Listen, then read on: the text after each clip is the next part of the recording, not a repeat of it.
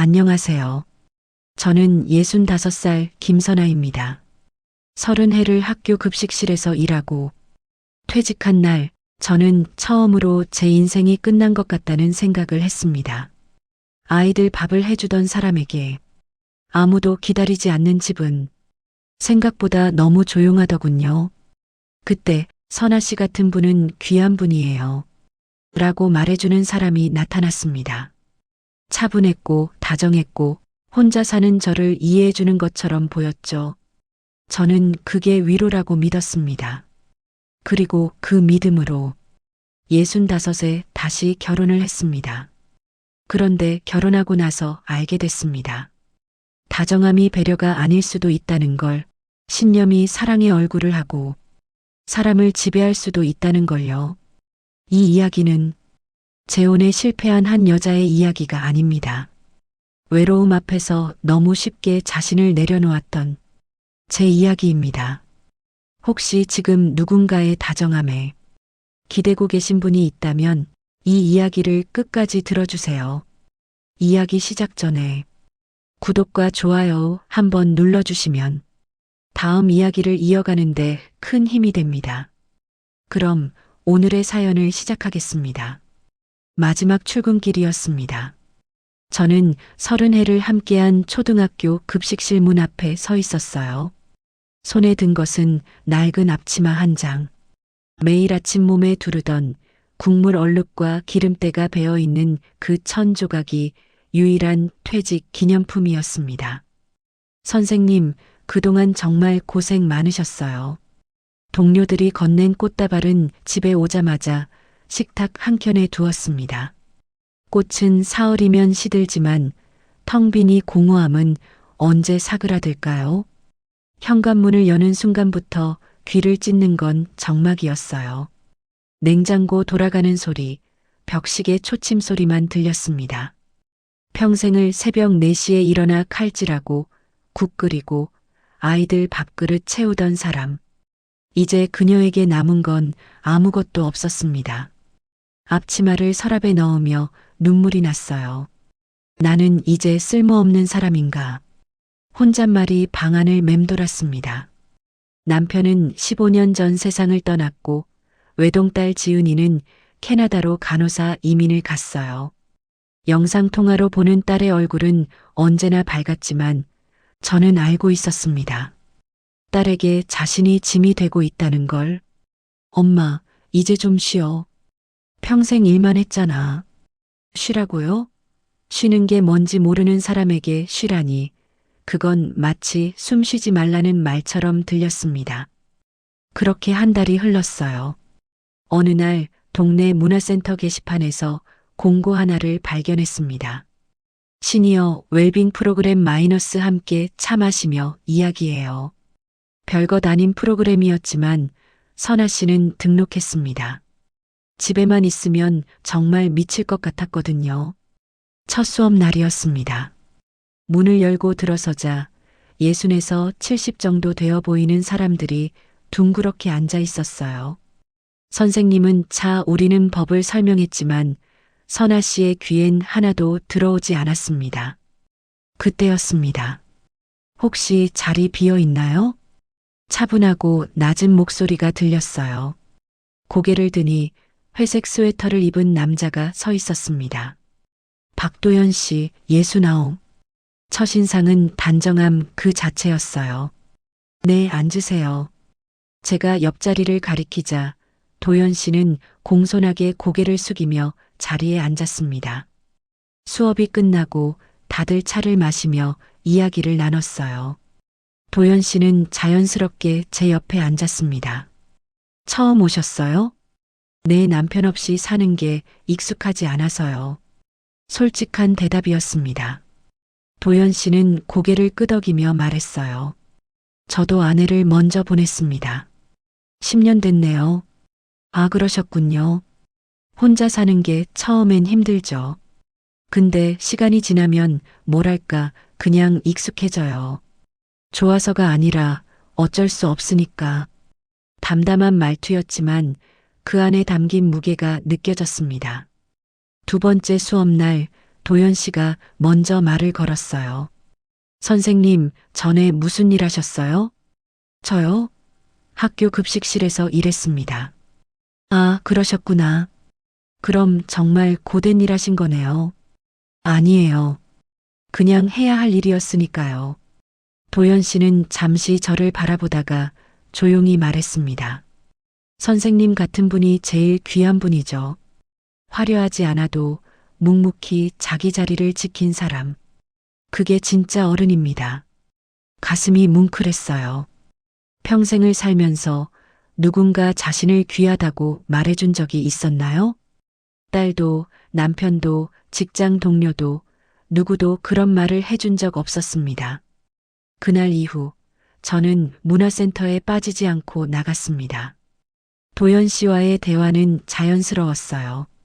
날씨 이야기, 건강 이야기, 텔레비전 프로그램 이야기, 별것 아닌 이야기들이었지만 오랜만에 누군가와 마주 앉아 차를 마시는 시간이 좋았습니다. 그러던 어느 날 도연 씨가 조심스럽게 물었어요. 선생님, 혹시 주말에 시간 되시면 절에 같이 가실래요? 저 혼자 다니기엔 좀 쓸쓸해서요. 절이라니. 저는 특별히 종교가 없었지만 거절할 이유도 없었습니다. 네, 좋아요. 그렇게 제 인생에 박도연이라는 사람이 들어왔습니다. 그때는 몰랐어요. 이 온화한 미소 뒤에 무엇이 숨어 있는지. 절은 조용했습니다. 산 중턱에 자리한 작은 암자였어요. 도연 씨가 저를 데리고 법당 앞에 섰습니다. 여기 오면 마음이 편해져요. 세상 시끄러운 것들이 다 내려놓아지는 기분이랄까. 도연 씨의 목소리는 언제나처럼 차분했어요.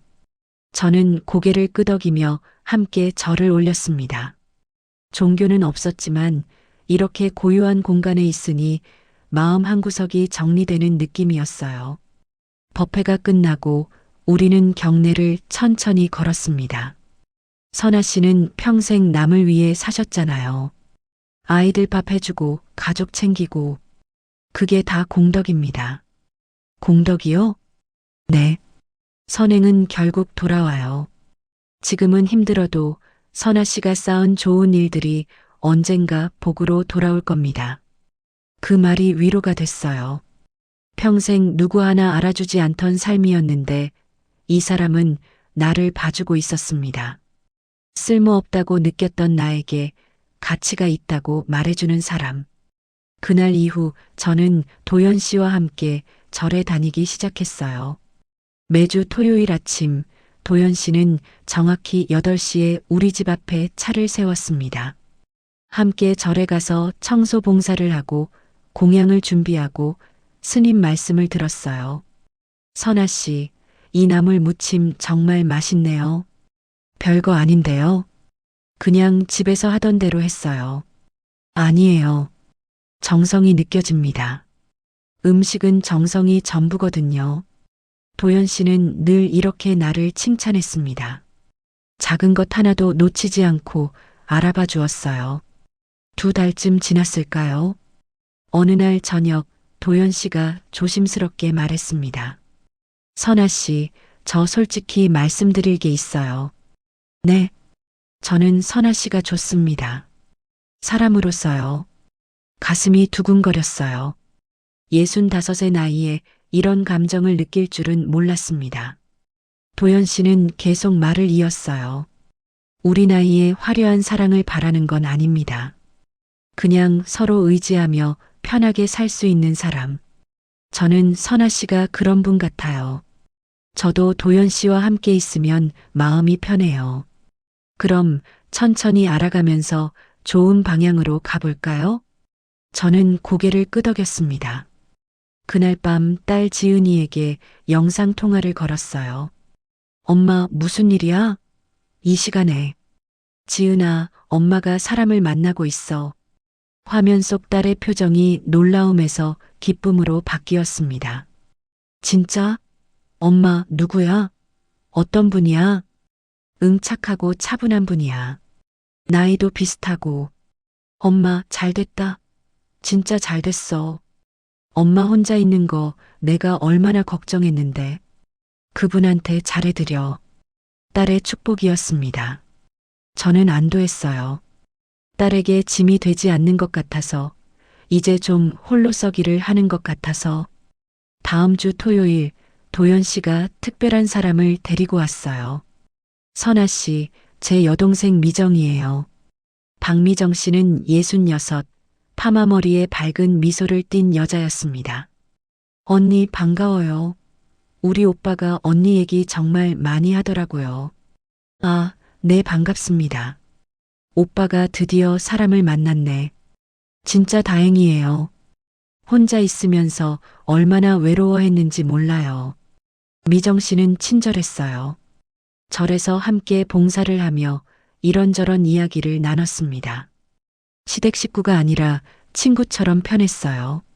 언니, 우리 오빠 괜찮죠? 성격 온화하고 착해요. 네, 정말 좋은 분이세요. 오빠가 농협 지점장까지 했거든요. 근데 돈 욕심은 하나도 없어요. 그게 좀 답답할 때도 있지만 그래도 사람이 착한 게 최고죠. 농협 지점장. 저는 처음 알았습니다. 도연 씨가 그런 일을 했다는 걸. 그런데도 자랑하지 않고 조용히 살아가는 모습이 더 믿음직스럽게 느껴졌어요. 그날 저녁, 우리 셋은 함께 저녁을 먹었습니다. 미정 씨가 말했어요. 언니, 우리 집안은 복잡한 거 없어요. 오빤 자식도 없고 조카 하나 있는데 걔는 미국에 있고 그냥 편하게 지내면 돼요. 감사합니다.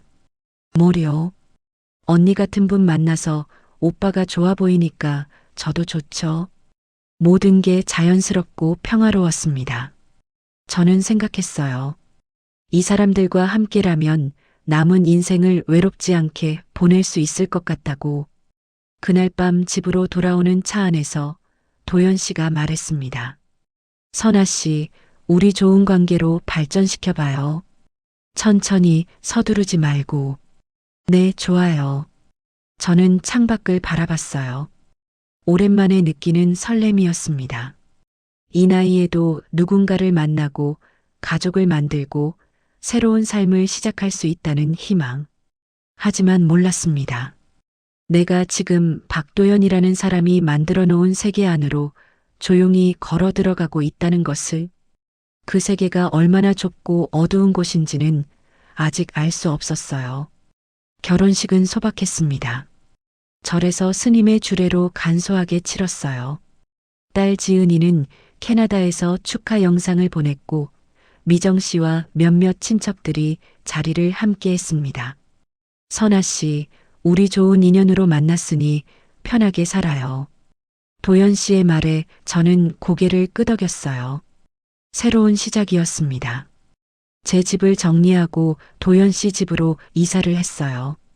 생각보다 큰 집이었습니다. 조용한 주택가의 2층 단독주택. 깔끔하게 정돈된 실내가 도연 씨의 성격을 그대로 보여주는 것 같았어요. 짐은 제가 정리할게요. 아니에요. 제가 도와드릴게요. 저는 가져온 짐을 풀기 시작했습니다. 그런데 이상했어요. 선아 씨, 그 그릇은 여기 말고 저쪽 찬장에 넣어주세요. 아, 네. 그 수건은 욕실 왼쪽 선반 두 번째 칸에 넣어야 해요. 네. 모든 물건에는 정해진 자리가 있었습니다. 저는 30해를 급식실에서 일하며 정리정돈에는 자신 있었는데 도연 씨의 기준은 그보다 훨씬 더 엄격했어요. 우리 집은 이렇게 정리하는 게 습관이에요. 물건이 제자리에 있어야 마음이 편하거든요. 알겠어요. 처음엔 그러려니 했습니다. 사람마다 사는 방식이 다르니까요. 일주일쯤 지났을까요? 저녁을 먹고 TV를 켜려는데 도연 씨가 말했어요. 선아 씨, 저녁엔 TV 보지 말아요. 네. 왜요? 시끄러워요. 잡념이 생겨요. 저녁 시간은 조용히 차 마시면서 마음 정리하는 시간이 좋아요. 저는 리모컨을 내려놓았습니다. 사실 저는 저녁 드라마를 보는 게 하루의 작은 낙이었어요. 혼자 살 때도 늘 저녁 8시면 TV 앞에 앉아 드라마를 봤습니다. 그런데 이제는 그것도 안 되는 거였어요. 우리 나이에 그런 자극적인 프로그램 보면 좋지 않아요. 마음이 흐트러져요. 도연 씨는 차분하게 말했지만 저는 뭔가 답답했어요. 그럼 뉴스는요? 뉴스도 부정적인 소식 많잖아요. 그런 거 보면 마음만 무거워져요. 결국 저는 TV를 포기했습니다. 한 달이 지났어요. 어느 날 도연 씨가 말했습니다. 선아 씨, 다음 주에 절에서 불사비 내야 해요. 불사비요? 네. 법당 보수 공사하는데 신도들이 십시일반 모으는 거예요. 우리도 동참해야죠. 얼마나 내면 되나요? 100만 원 정도면 적당할 것 같아요. 100만 원. 저는 잠깐 망설였습니다. 퇴직금으로 받은 돈이 있긴 했지만 갑자기 100만 원은 부담스러웠어요. 그게 좀 많지 않나요? 선아 씨, 이게 돈 문제가 아니에요. 공덕을 쌓는 거예요. 우리가 베풀면 그게 다시 복으로 돌아와요. 하지만 우리 나이에 재물 욕심 부리면 그게 업장이 돼요. 돈은 쓸 때 써야 하는 거예요. 의미 있는 곳에. 저는 말문이 막혔습니다. 돈을 아끼는 게 욕심인가요? 평생 모은 돈을 조심스럽게 쓰는 게 업장인가요? 알겠어요. 낼게요. 고마워요, 선아 씨. 역시 선아 씨는 마음씨가 고와요. 그날 이후로도 불사비 이야기는 계속됐습니다. 다음 달엔 천도제 비용, 그 다음 달엔 법회 공양 비용. 매번 도연 씨는 공덕업장 같은 말로 저를 설득했어요. 저는 점점 제 통장 잔고가 줄어드는 걸 느꼈습니다. 그리고 또 다른 규칙들이 생겼어요. 선아 씨, 아침엔 6시에 일어나서 108배예요. 친구들 만나는 건 한 달에 한 번만 해요. 너무 자주 나가면 집안일 소홀해져요. 핸드폰은 밤 9시 이후엔 꺼놔요. 전자파가 안 좋아요. 하나하나는 작은 것들이었습니다. 그런데 그 작은 것들이 모이니까 저는 점점 숨이 막혔어요. 제가 살던 삶이 사라지고 있었습니다. 어느 날 딸에게 전화가 왔어요. 엄마, 요즘 어때? 잘 지내? 응, 잘 지내. 목소리가 왜 그래? 무슨 일 있어? 아니야. 아무 일도 없어. 거짓말이었습니다. 하지만 말할 수 없었어요. 딸한테 이런 하소연을 하면 딸이 걱정할 게 뻔했으니까요. 엄마, 힘들면 말해. 알았지? 응, 알았어. 전화를 끊고 나서 저는 창밖을 바라봤습니다. 이게 제가 원하던 재혼이었나요? 외로움을 달래려고 누군가와 함께 있고 싶어서 선택한 이 삶이 왜 이렇게 답답한 걸까요? 그날 밤 도연 씨가 말했어요. 선아 씨, 우리 잘 지내고 있죠? 네. 선아 씨가 우리 집에 와서 집안이 정말 밝아졌어요. 역시 여자가 있어야 집이 따뜻해져요. 따뜻하다고요? 저는 지금 춥고 외로웠어요. 누군가 곁에 있는데도 혼자 살 때보다 더 외로웠습니다. 하지만 말하지 못했어요. 평생을 참으며 산 사람은 이런 상황에서도 참는 게 익숙했으니까요. 저는 그저 고개를 끄덕였습니다. 네, 좋아요. 그렇게 저는 조금씩 김선아라는 사람이 사라지고 있었습니다. 도연 씨가 만들어 놓은 규칙 안에서 저는 저를 잃어가고 있었어요. 어머니의 기일이 다가왔습니다. 매년 이맘때면 저는 어머니가 좋아하시던 음식을 준비했어요. 소박하지만 정성스럽게 나물 몇 가지, 생선구이, 과일. 그게 전부였습니다. 도연 씨, 이번 주 토요일이 어머니 기일이에요. 아, 그래요? 그럼 절에서 천도제 지내야겠네요. 아니요. 집에서 간단하게 제사 지내려고요. 도연 씨의 표정이 굳었습니다. 선아 씨, 그건 좋지 않아요. 네. 돌아가신 분에게 집착하는 건 미련이에요. 천도제를 지내서 영가를 편안하게 보내드려야죠. 하지만 저는 평생 이렇게 해왔어요. 어머니가 좋아하시던 음식 만들어서. 그게 바로 문제예요, 선아 씨. 도연 씨는 차분하게, 그러나 단호하게 말했어요. 망자에 대한 집착은 업장이 됩니다. 선아 씨도 돌아가신 어머니도 모두 괴로워지는 거예요. 저는 할 말을 잃었습니다. 어머니를 기억하는 게 집착인가요? 평생 저를 키워주신 분을 위해 하루 음식 만드는 게 업장인가요? 기일 전날 저는 조용히 시장에 갔습니다.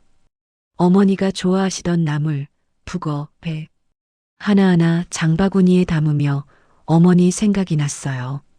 살아계실 때 더 잘해드리지 못한 게 후회됐습니다. 집으로 돌아와 부엌에서 음식을 준비하기 시작했어요. 시금치를 다듬고 북어를 불리고 배를 깎았습니다. 그때 도연 씨가 부엌에 들어왔어요. 선아 씨, 뭐 하세요?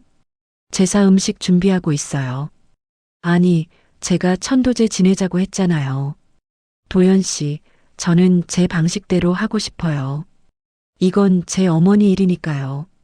제 목소리가 처음으로 단호했습니다. 도연 씨는 잠시 저를 바라보더니 아무 말 없이 나갔어요. 저는 안도하며 다시 음식을 준비했습니다. 다음 날 아침이었습니다. 상을 차리려는데 초인종이 울렸어요. 문을 여니 미정 씨가 서 있었습니다. 언니, 오빠한테 들었어요. 제사 지낸다고? 내 어머니 기일이라서요. 언니, 우리 집안은 그런 거 안 해요. 미정 씨의 목소리가 차가웠습니다. 처음 만났을 때 그 친절한 모습은 온데간데 없었어요. 이건 제 어머니 제사예요. 언니가 우리 집안으로 들어왔으면 우리 방식을 따라야죠. 오빠도 돌아가신 부모님 제사 안 지낸 지 오래됐어요. 절에서 천도제로 다 해결하는 거예요. 하지만 언니 솔직히 말할게요. 이런 식으로 고집 부리면 오빠랑 사이 나빠져요. 언니는 복 받은 거예요. 이런 좋은 집안에 시집 온 거. 그런데 왜 자꾸 문제를 만들어요? 복 받은 거라고요? 저는 지금 복을 받은 게 아니라 저를 잃어가고 있었습니다. 미정 씨, 저는 제 어머니 제사는 제가 원하는 대로 지내고 싶어요. 언니, 미정 씨의 목소리가 높아졌어요. 그때 도연 씨가 부엌으로 들어왔습니다. 무슨 일이에요? 오빠, 언니가 자꾸 고집을 부려요. 도연 씨는 제가 차려놓은 제사 음식을 보더니 한숨을 쉬었어요. 선아 씨, 이거 다 치우세요. 네. 이건 미련이에요. 집착이에요. 우리 나이에 이런 낡은 관습에 매달리면 안 됩니다. 도연 씨, 이건 관습이 아니라 제 마음이에요. 마음도 내려놓아야 해요. 그게 진정한 수행입니다. 도연 씨가 제 앞에 놓인 음식을 들어 올렸어요. 도연 씨, 이건 쓰레기통에 버려야 해요. 제 눈앞에서 어머니를 위해 준비한 음식들이 쓰레기 봉투에 던져졌습니다. 하나하나 정성껏 만든 나물, 정갈하게 구운 북어, 정성스럽게 깎은 배. 저는 그 모습을 그냥 지켜봤어요. 눈물이 났습니다. 분노가 치밀어 올랐어요. 하지만 입 밖으로 나온 건 아무것도 없었습니다. 선아 씨, 이해해 주세요. 다 선아 씨를 위한 거예요. 도연 씨는 여전히 차분한 목소리로 말했습니다. 미정 씨와 도연 씨가 나간 후 저는 쓰레기 봉투를 붙들고 한참을 울었어요. 그날 밤 저는 잠을 이룰 수 없었습니다. 화장실에 가려고 일어났는데 거실에 불이 켜져 있었어요. 도연 씨가 서재에서 뭔가를 정리하고 있었습니다. 저는 조용히 화장실에 다녀왔어요. 돌아오는 길에 서재 문틈으로 무심코 안을 봤습니다. 책상 위에 서류가 펼쳐져 있었어요. 재산 이전 증서. 심장이 멎는 것 같았습니다. 날짜를 보니 제가 도연 씨와 결혼하기 한 달 전이었어요. 수령이는 조카 박준혁. 아파트 2채, 예금 3억, 주식 계좌. 모두 이미 조카에게 넘어가 있었습니다. 결혼 전에 저는 그 자리에 얼어붙었어요. 공덕을 쌓아야 한다. 재물 욕심은 업장이다. 우리 나이에 돈이 무슨 소용이냐. 그 모든 말들이 머릿속에서 메아리 쳤습니다. 그제야 분명해졌습니다. 불교가 문제가 아니었습니다. 그 신념을 사람 위에 올려놓고 타인의 삶을 지배하려 했던 태도가 문제였습니다. 도연 씨는 처음부터 재산을 빼돌려 놓고 저한테 불사비를 내라고 했던 거였어요. 자기 돈은 하나도 안 쓰면서 제 퇴직금으로 저를 헌금하게 만들었던 겁니다. 저는 조용히 방으로 돌아왔어요. 이불을 뒤집어 쓰고 누웠지만 눈은 감기지 않았습니다. 모든 게 거짓이었습니다. 따뜻한 말, 배려하는 척, 공덕 이야기. 전부 저를 통제하기 위한 도구였어요. 새벽이 밝아올 때까지 저는 천장을 바라봤습니다. 이제 저는 알았어요. 이 결혼이 무엇이었는지, 그리고 제가 무엇을 해야 하는지. 그날 이후 저는 달라졌습니다. 아침에 일어나 108배를 하라는 도연 씨의 말에 고개를 저었어요. 오늘은 안 할래요. 선아 씨, 왜요? 수행을 게을리하면. 저는 수행하려고 결혼한 게 아니에요. 도연 씨의 얼굴이 굳었습니다. 하지만 저는 더 이상 무섭지 않았어요. 제가 잃어버린 건 돈이 아니었습니다. 김선아라는 이름이었어요. 그걸 되찾기로 했습니다. 며칠 후 저는 딸에게 전화를 걸었어요. 지은아, 엄마 왜? 목소리가 왜 그래? 엄마가 할 말이 있어. 저는 처음으로 딸에게 모든 걸 털어놨습니다. TV도 못 보게 하는 것, 친구도 못 만나게 하는 것, 제 돈으로만 불사비를 내게 하는 것, 어머니 제사 음식을 쓰레기통에 버린 것, 그리고 재산 이전 서류를 본 것까지. 엄마, 지금 바로 나와. 당장? 딸의 목소리가 떨렸어요. 지은아, 엄마는 괜찮아. 이제 알았으니까. 엄마가 뭘 해야 하는지. 엄마, 그 사람 사기꾼이야. 경찰에 신고해야 돼. 아니야. 엄마가 스스로 선택한 거야. 외로워서, 누군가 필요해서 그 선택이 잘못됐다는 걸 인정하는 거야. 엄마는 잘못한 게 없어, 지은아. 사랑받고 싶었던 것, 함께하고 싶었던 것. 그게 뭐가 잘못이야. 다만 상대를 잘못 봤을 뿐이지. 전화 너머로 딸이 우는 소리가 들렸습니다. 엄마, 미안해. 내가 캐나다 가서 엄마를 혼자 두었으니까. 아니야. 너는 내 인생을 사는 거야. 엄마도 엄마 인생을 살아야지. 그날 저는 변호사 사무실을 찾아갔어요. 이혼 상담하러 왔습니다. 변호사는 제 이야기를 듣고 고개를 끄덕였어요. 재산 분할은 어렵겠지만 이혼은 가능합니다. 정신적 학대로 봐야죠. 재산은 상관없어요. 그냥 제 이름을 되찾고 싶어요. 집으로 돌아와 도연 씨에게 말했습니다. 도연 씨, 저희 이혼해요. 도연 씨의 눈이 커졌어요. 선아 씨, 갑자기 무슨 소리예요? 저는 더 이상 여기서 살 수 없어요. 제가 뭘 잘못했습니까? 선아 씨한테 잘해줬잖아요. 잘해줬다고요? 저는 웃음이 나왔어요. 도연 씨는 저를 사람으로 본 게 아니에요. 외로운 노인, 집안일 해줄 사람, 통제할 수 있는 대상. 그렇게 본 거죠. 선아 씨, 오해예요. 전부 선아 씨를 위한, 저를 위한 게 아니에요. 도연 씨를 위한 거였어요. 도연 씨가 편한 방식으로 도연 씨가 원하는 대로 살게 하려고 한 거죠. 선아 씨, 저는 김선아예요. 누군가의 아내이기 전에 65년을 김선아로 살아온 사람이에요. 그 이름을 되찾을 거예요. 짐을 쌌습니다. 가져온 것만 챙겼어요. 많지 않았습니다. 어차피 제가 가진 건 많지 않았으니까요. 미정 씨가 달려왔어요. 언니, 이게 무슨 짓이야? 오빠가 얼마나 상처받았는지 알아? 미정 씨도 알고 계셨죠? 재산 이전한 거. 미정 씨의 얼굴이 굳었습니다. 그건 조카가 미국에 있어서 미리 정리한 거예요. 결혼 한 달 전에요? 저랑 만나면서도요? 언니는 복 받은 거라니까. 이런 좋은 집에서 편하게 살 수 있었잖아. 편하지 않았어요. 하루하루가 감옥 같았어요. 저는 가방을 들고 문을 나섰습니다. 뒤돌아보지 않았어요. 한 달 후, 저는 문화센터에 다시 나갔습니다.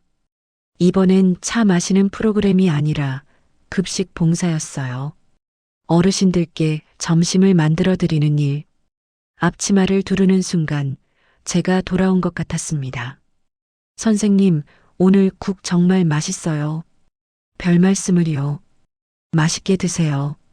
칼질하고 국 끓이고 상 차리는 일.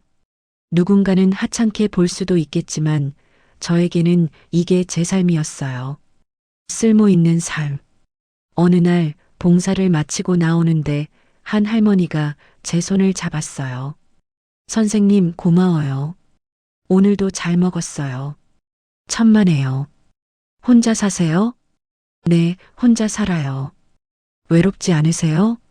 저는 잠시 생각했습니다. 가끔은 외로워요. 근데 괜찮아요. 외로운 게 나쁜 건 아니니까요. 할머니가 웃었어요. 맞아요. 혼자 사는 것도 괜찮아요. 자기 이름으로 사는 게 제일 중요하죠. 집으로 돌아오는 길, 저는 하늘을 올려다봤습니다. 구름 사이로 햇살이 비쳤어요. 저는 생각했습니다.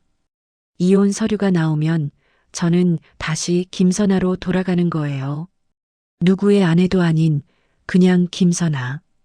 65년을 살아온 이름. 30년을 급식실에서 일한 사람. 딸 하나를 키워낸 엄마. 그게 저였어요. 누군가는 제 선택을 이해 못할 수도 있어요. 그래도 함께 사는 게 낫지 않냐고 말할 수도 있죠. 하지만 저는 알아요. 존엄을 잃고 사는 것보다 혼자여도 제 이름으로 사는 게 낫다는 걸. 오늘 저녁 저는 드라마를 볼 거예요. 큰 소리로 웃으면서요. 그리고 내일은 친구들을 만날 거예요. 아무도 제지하지 않을 거예요. 왜냐하면 이건 제 삶이니까요. 김선아의 삶이니까요. 여러분은 혼자라는 게 외로운 일이라는 걸 이미 알고 계실 겁니다. 평생을 함께한 사람이 떠나고 자식들은 각자의 삶을 살고 어느 날 문득 거울을 보면 낯선 노인이 서 있죠. 그때 우리는 이런 생각을 합니다. 누군가 곁에 있으면 좋겠다. 그 마음 잘못된 게 아닙니다. 외로움을 느끼는 건 우리가 아직 사람이라는 증거니까요. 사랑받고 싶고 함께하고 싶은 마음은 너무나 자연스러운 감정입니다. 다만 외로움이 무서워서 나 자신을 내려놓지는 말았으면 합니다. 누군가와 함께 있으면서도 더 외로워질 수 있습니다. 옆에 사람이 있는데도 내가 조금씩 사라지는 느낌, 그게 가장 깊은 외로움일지도 모릅니다. 여러분에게는 이름이 있습니다. 60, 70, 80해를 살아온 이름. 일하고 가족을 돌보고 세상과 맞서며 지켜온 이름. 그게 바로 여러분입니다. 황혼에 누군가를 만나는 건 나쁜 일이 아닙니다. 다만 그 사람이 여러분의 이름을 부르는지, 여러분을 사람으로 대하는지, 그건 꼭 한 번 더 살펴보셨으면 합니다. 그럴듯한 말로 삶을 통제하려 하지는 않는지, 당신을 위한 거야 라는 말로 시간과 돈, 자유를 조금씩 가져가고 있지는 않은지, 그리고 혹시 여러분의 과거를 부정하거나 평생 살아온 방식을 고치라고만 하지는 않는지요. 혼자 사는 것도 괜찮습니다. 외로운 날이 있어도 외롭다고 해서 아무나 곁에 둘 필요는 없습니다. 여러분은 이미 충분히 가치 있는 사람입니다. 혼자여도 함께여도 가장 중요한 건 여러분이 여러분의 이름으로 살아가고 있는가입니다. 오늘 하루도 당당하게 여러분의 이름으로 살아가시길 바랍니다. 그게 가장 아름다운 삶입니다. 오늘도 끝까지 함께 해주신 여러분 감사합니다. 모두 행복하세요.